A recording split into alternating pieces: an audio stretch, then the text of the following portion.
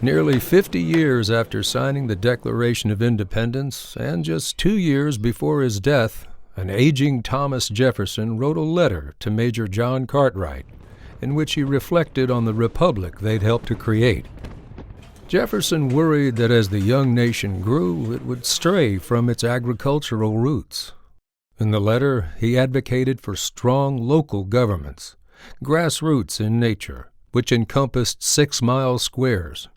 His future of America laid not in a large central government, but in smaller county governments, administered not by politicians, but by farmers. The wit of man cannot devise a more solid basis for a free, durable, and well-administered republic. Thomas Jefferson, 1824.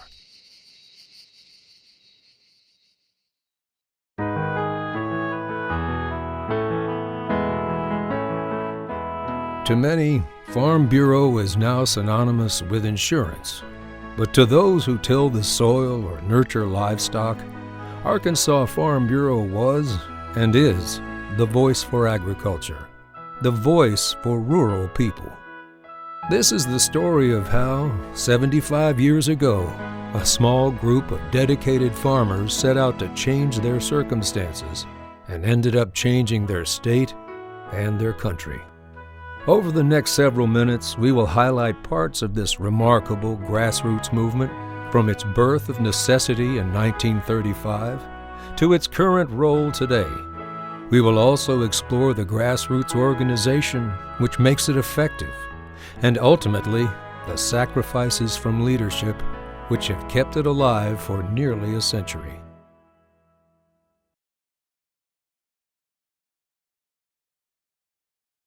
Farm Bureau is a grassroots organization. It's amazing about the grassroots. It's grassroots. Grassroots level. Grassroots type.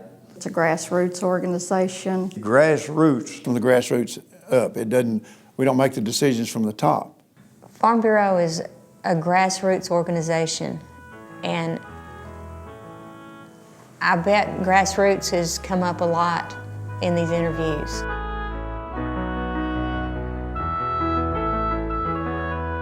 Grassroots. The very term implies that the creation of the movement was natural and spontaneous, a simple idea born from a simple need. Over the past 75 years, the Arkansas legislature has dominated governors and been dominated by them. Through it all, one question remained constant. Everyone wanted to know, what was Farm Bureau's position? The influence Farm Bureau wielded then and today comes not from its paid lobbyists in Little Rock, but rather from an organized membership. But how do you organize 200,000 members? Policy. If you're going to the Capitol, you have to be able to say, this is what we are for, this is what we are opposed to. So I would say the first tool that was very important for the Farm Bureau was develop a policy development system. Many people think that our policy is something that maybe me as president or others put together, but that's not it at all. We take our orders from the counties. What makes this organization so great in policy development is that we start the very basics of a county Farm Bureau member. Someone comes to a county PD meeting, doesn't even have to be on that board. They come to the county PD meeting and they surface an issue and our idea that they say can make a difference. And that issue starts right there in that county. And we develop that through with the county board and a resolution that comes through our policy development process to our state resolutions committee and all the way through to our annual convention, where that we adopt those policies that will drive this organization. If I may, I'll recall an incident with Bill Clinton when he was governor here. He called the president and myself over into his office, and we walked in, and there sat the leader in the state senate and the leader in the house, and they wanted to discuss an alien land bill that Farm Bureau had stopped in the process. And as we talked a little bit, it became apparent they weren't interested in the alien land bill at all. We also had a scenic river bill stopped that the state senator had a deep interest in. And they said, our president said, our policy is opposed to these scenic rivers. You just puts a restriction on the land that joins it. And they argued with him a little bit, and finally he said, guys, we've got policy. It's been passed by the delegates. And the state senator said, well, put it in that little green sheet that you send out every week that you're going to change your policy. And he said, well, Senator, I could do that, but you'd be talking to two different people next year. The senator and the representative walked out, and Governor Clinton said, I do appreciate you sticking with policy. So policy and the way we develop it and how much we adhere to it is a key to our organization. What our policy is law to us. What comes up, we do not change our policy. What's developed from that county level up all the way through the process is our policy once it's adopted. And we all support that 100%. Policy. To Farm Bureau, it's the law that binds. By entrusting local membership to best understand their local issues, the Farm Bureau aligned itself with an old but powerful principle: of the people, by the people, and for the people.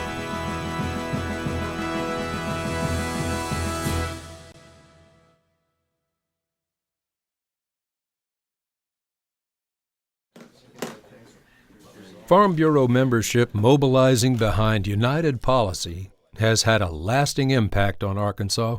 For rural people, that impact included electricity and telephones. The Farm Bureau didn't have money to build telephone lines or roads, but they had willing people.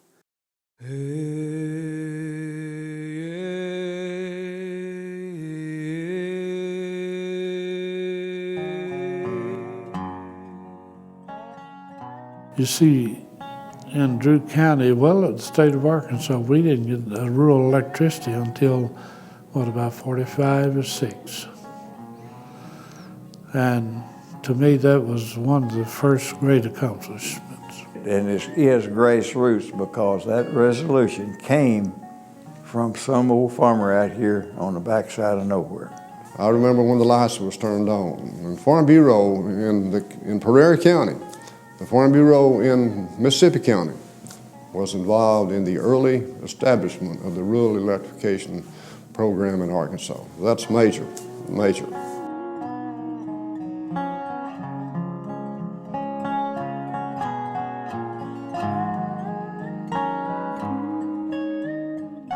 Bringing Arkansas out of literal darkness was only one impact the Farm Bureau has made.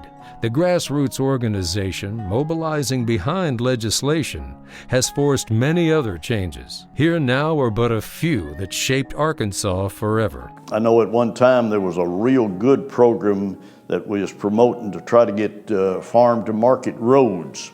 And I remember when I was in Benton County at that time, there's some roads in that county that was impassable. You'd get stuck in them. In fact, I got stuck one day going to a farmer trying to get to his place. He had to walk a mile and get him to come and pull me out. And now then, that's a blacktop road by that farm. And so Farm Bureau went to bat for farm-to-market roads.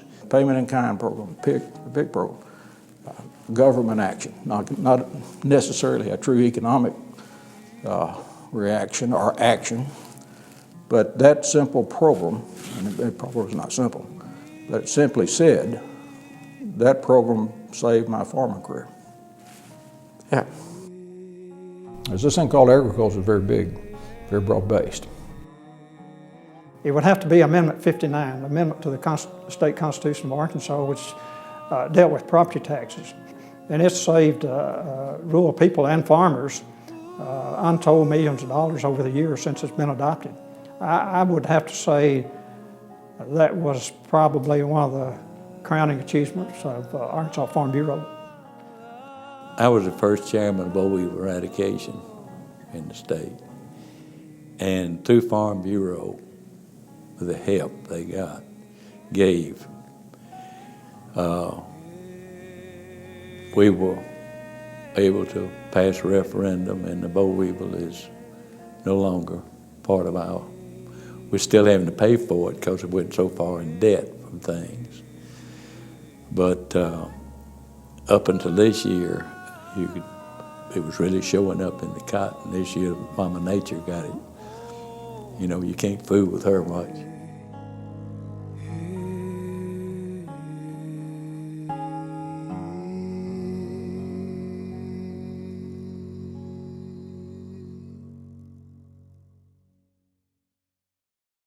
Two sons, one's 39 years old and in kindergarten. Teacher asked him one day, asked all the students, what does your dad do? And my oldest son said, well, he goes to meetings. Nothing links Farm Bureau leaders of the past with Farm Bureau leaders of today more than the amount of meetings they both had to attend. Perhaps no meeting was more important to the Bureau than one of its first. In 1935, J.F. Tompkins and a small group of farmers gathered in Little Rock. On the agenda was the employment of Waldo Frazier. Frazier, previously with the Extension Office, was tasked at that meeting with the daunting job of building membership. Mr. Frazier's, one of his qualities was he realized he couldn't do it all by himself, so he'd find a group that was of like mind and organize them. Elect a president and a chairman and a secretary and take some minutes and call a meeting. And it was pure organization. It wasn't any skill to it. It was just hard work. The hard work paid off. By 1936, the Farm Bureau had grown from 65 members to more than 8,500. One guy by himself couldn't get very much done, but if he could get 15 or 20 to go to a meeting down at the schoolhouse, something might come out of it. A lot of that took place. Sometimes we complain about driving 3 hours to Little Rock to a meeting. I can't imagine how long it might have taken them in the early 30s to get to a meeting to get organized. It'd been very easy to stay on the farm and complain about the problems that we have, but these people had a vision that the only way out of these problems was to get organized. There's been just a whole cadre over the last 30 years of people that single-handedly carried a county on their shoulders for a year or two until other leadership would develop. And they're just really giants in this organization that will never receive the gratitude that they deserve, because these people are the key to our organization. It's not staff, it's not department heads, it's the leadership at the local county level. Let me say something about how you got to be a leader among their ranks. As I observed it, not very many of them volunteered. They were kind of drafted by their buddies. When the time came to elect a new leader, they just sort of polled each other and said, well, Tom, it's your time. Or Bill, it's your time. And it was an honor.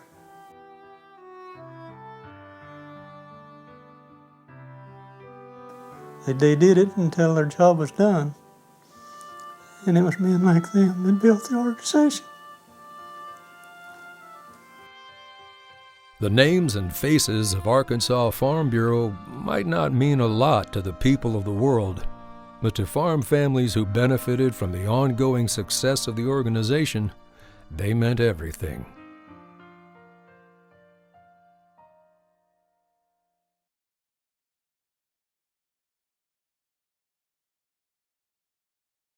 There's no greater smell than turning the soil in the spring of the year. The fragrance of that when you're breaking the ground is just, it's almost like perfume. The crunch of the gravel under a pickup. You know they're coming home or in the morning when they leave, but that's a sound that means or has meant a lot to me through the years.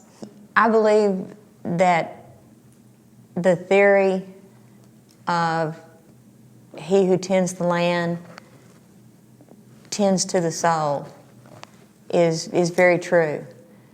If Grassroots organization makes Farm Bureau effective and sacrifices from leadership keep it alive, then the values farm and ranch life demands is perhaps the secret to its success. I think the best people in this world are farmers. I think they have an attitude and a determination, a character about them that's not found in a lot of other places. Everybody's not cut out to be a farmer. You have to have a true passion for the beef cattle business or poultry or whatever you're in, and not mind getting out in weather like we had yesterday where it's light rain and 38, 40 degrees and just as nasty and messy as anything you could ever think about doing. But you still got to get out there and you got to do it 24/7. I never wanted to be anything except a farmer. My 6 years in the Navy, I guess, taught me. Anyhow, I left the farm to go there and I came back to it to stay. I grew my first tomatoes in 1932. That's a long time. You know, I was privileged to make 25 crops with my dad. To a farmer, it's not a job, it's still a way of life. When we walk into a store in Nebraska, in Houston, in Washington, D.C., and we see a package of rice on the shelf in the grocery store, in a gift basket, in a fancy gift shop somewhere, we take pride in the production of each grain of rice that's in that package. Best group of people in the world, farm people are. And it's just like a big family to me, and always has been, and always will be. If you had a surplus of canned beans, why, you shared them. If you had a surplus of beets, you shared them. And he did the same thing. We are in it together. Farmers are so few in number. Less than 2% of the population are farmers. Just think, we're providing food, fiber, and fuel for our country and the world. Less than 2% of the population. And if we don't hang together on these issues, it's going to be devastating.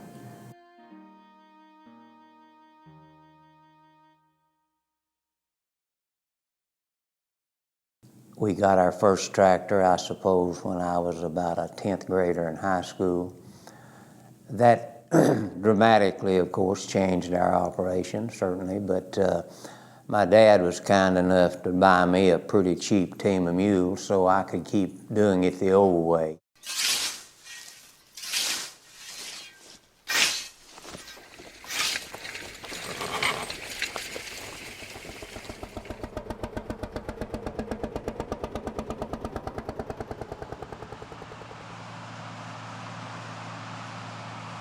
Farming technology has advanced from a mule and plow to satellite-guided combines.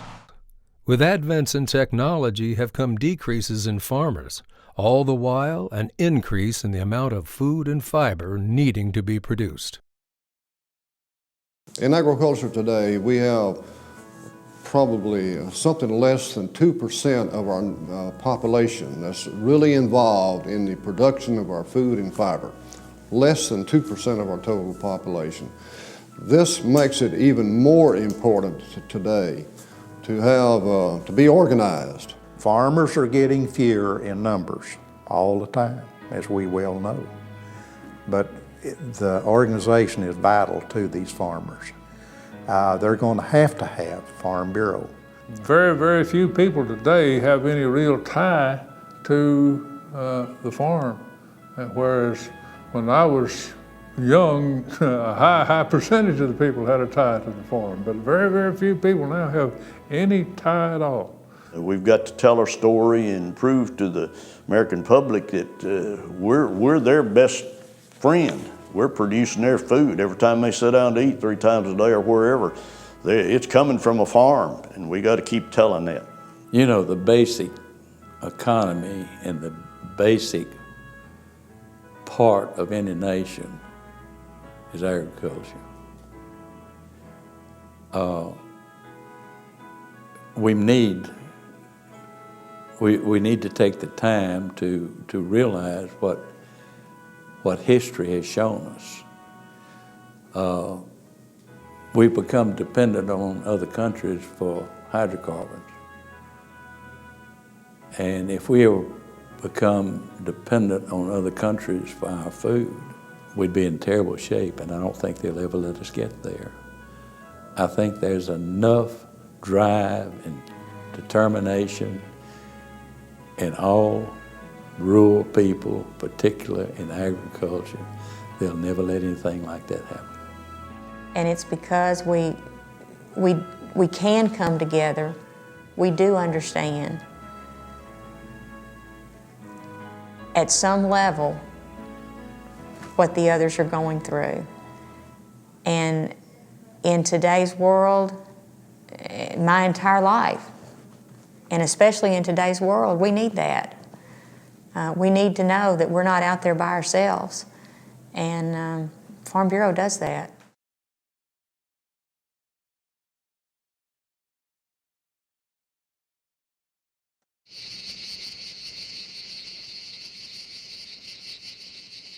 The hardships of farming provide a unity of purpose that transcends geographical distance.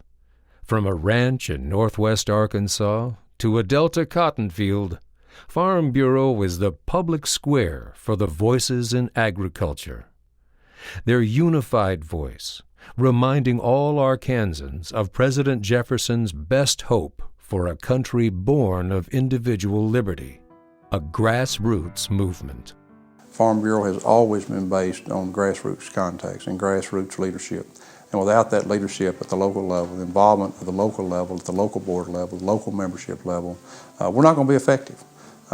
We are a bottoms-up organization. We're not a top-down. So for us to continue to be effective as we have, we've got to energize our membership at the grassroots level, at the county level, to be involved, to write letters to their congressmen, to their state representatives, their state senators, be involved with Farm Bureau Act and other contact programs that we have so that we can have direct access to our elected officials. We have the organization, I think, that will move into and meet the challenges of the future.